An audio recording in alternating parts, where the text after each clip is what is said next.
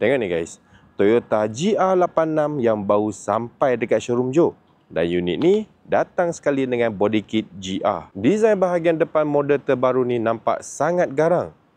Dengan desain lampu yang terbaru, ada daylight, LED projector, blinking signal dan led depan GR. Datang dengan enjin terbaru 2.4 liter dengan horsepower 228 dengan adjustable tien, rim 18 inci color matte black dengan tayar profile 215/40/18 dan side skirting GR. Desain bahagian belakang dia sangat sporty dengan tambahan spoiler daripada GR, lampu desain terbaru dengan blinking signal, bash GR86, full driving sensor di bahagian belakang, body kit GR dan muffler GR.